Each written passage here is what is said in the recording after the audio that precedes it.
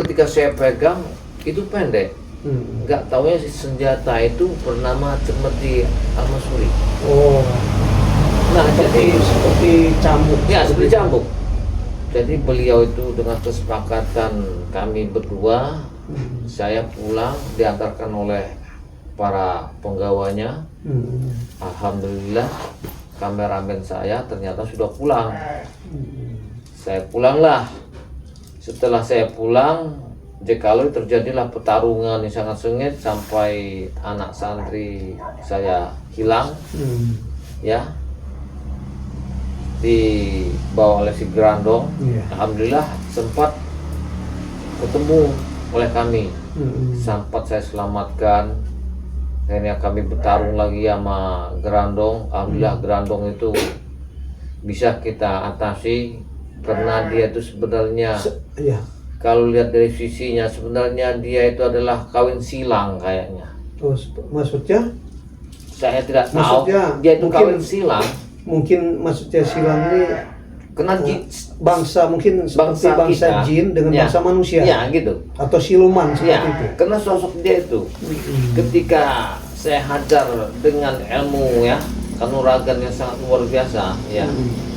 Dia itu saya pegang dagingnya itu daging. Daging. Memang berbulu tapi saya pegang rasanya daging. Punya rasa. Maka saya bilang dia ini kawin silang dari sesosok manusia bersama peliharaan mak lampir itu. Gitu ya.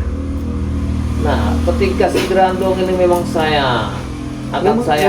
Memang wajah biar melihat semalam sosoknya itu dia suaranya seperti manusia tapi suaranya meraung seperti suara harimau.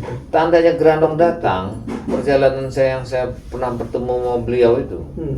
Kita itu seperti bau amis itu. Iya. Amis. Nah, kalau sudah bau amis itu dia yang muncul. Kalau dia sudah ngeraung-ngeraung ya di tengah malam, itu tandanya dia lapar. Kelaparannya ada satu, kalau bukan hewan ya manusia, darahnya yang diambil. Cuma menghisap darah menghisap aja. Nah, inilah saya dulu saking tidak bisa mengatasinya karena dia menghadapi orang siluman yang sangat susah kan. Ya terpaksa saya menghadap Bunda Ratu dengan izinnya, dengan diberikannya Cemeti Al-Masuri itu, ya itulah menghajar Grandong bersama mak lampir ini. Kenapa? Karena nggak saya tumbangkan, nggak saya habiskan Grandong, karena Grandong manusia. Iya. Di situ kami ada perjanjian dulu. Apabila mak lampir kembali lagi tidak akan selamat. Tapi kalau mak lampir ingin selamat, kembalilah ke asalmu. Jangan lagi kau turun gunung.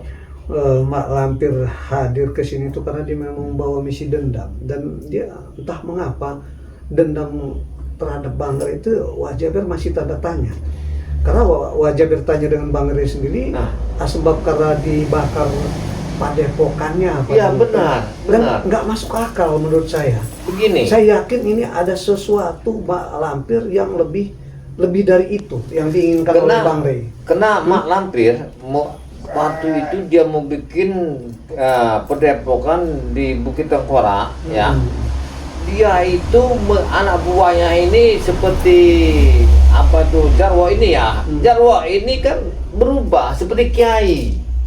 Jadi bikin padepokan itu seolah dakwahlah Jarwo ini ke bawah bukit, mengajak para ulama ya, kepada para ini apa tuh?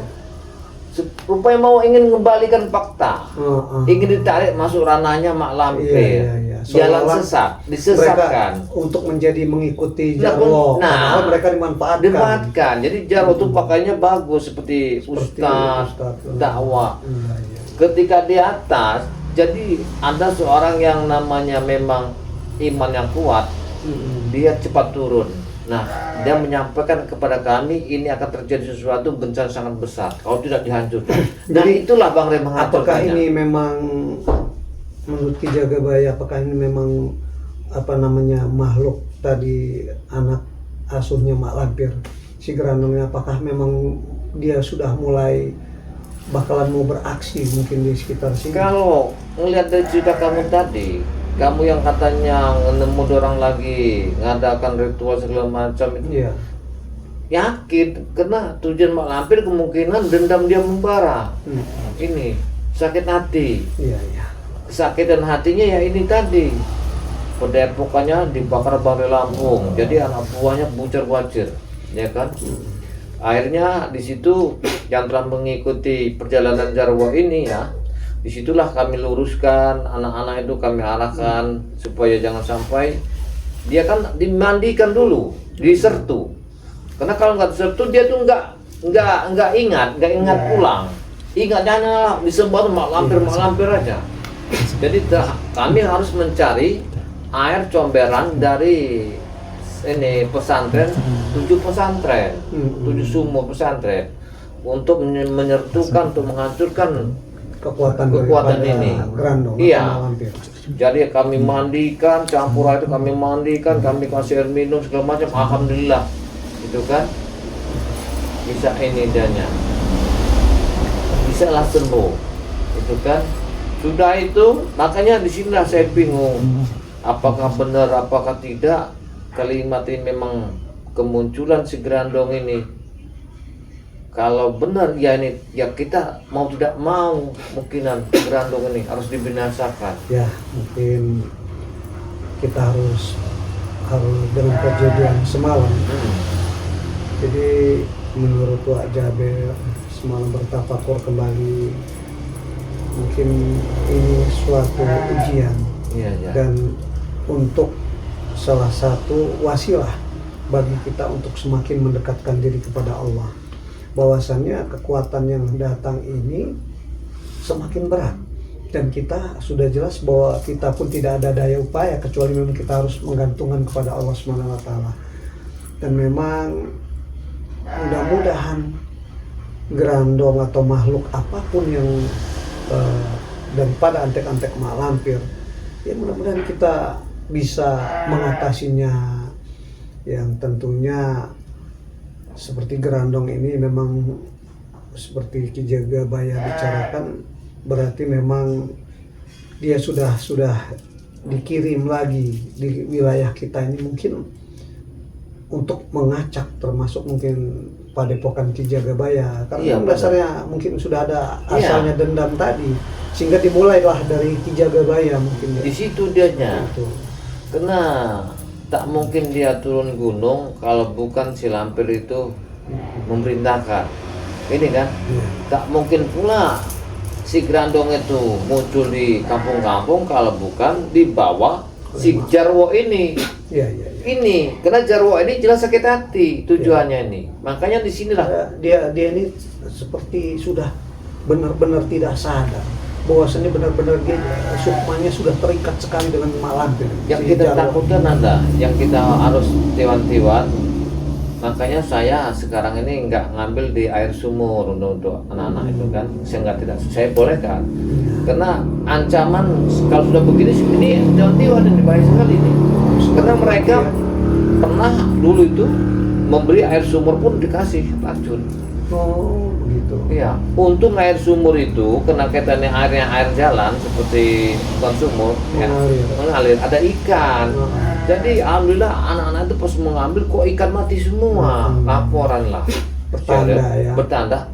Masya Allah, berarti ini sudah diracunkan oleh seseorang. Memang harus begitu, memang kita kalau ada sungai atau seputar rumah itu memang harus kita, kalau yang sifatnya air memang begitu cara antisipasinya, harus kita kasih ikan. Nah ini ada lagi tandanya, kalau memang orang sudah turun gunung ya, setiap kampung tuh nanti dikasih jalur kuning, ujung kampung ujung, ditancapin begitu. Iya. Itu kalau kita lewat ke sana, melangkahi jalur kuning itu akan terjadi sesuatu. Kita ini kayak orang hilang ingatan. Iya. Terhipnotis. Nah, pengetok lah. Assalamualaikum. Nanya dari mana mau? Jadi begini ya, kalau kita lihat geraknya dari Jarwo ini ya, apalagi kemunculan namanya siapa Hercules itu, ini kan ada unsur yang sangat tajam munculnya Hercules ini. Iya. Ini kan harus kita waspadai. Tujuan Hercules muncul ini apa? Siapa yang perintahkan? Apa tujuannya? Ini harus kita gali. Betul. Supaya nanti permasalahan akar ini bisa kita dari sana obat Siana Nah ini yang bisa kita tangani. Betul betul. Jadi kita menghadapi mereka ini, kita lihat jangan kita berdengar kekasaran. Ya. Apapun yang memerintahkan mereka ini kita ajak dengan jalan kebaikan. Nah itu yang kita, supaya kita baik ini. Kalau nggak gini bahaya kita nih. Masyarakat yang kita takutkan. Memang Wajaber itu lama memikir merenungkan sahabat Wajaber dulu di Jawa, si Hercules itu. Karena beliau itu sebenarnya memang anak buah Wajaber.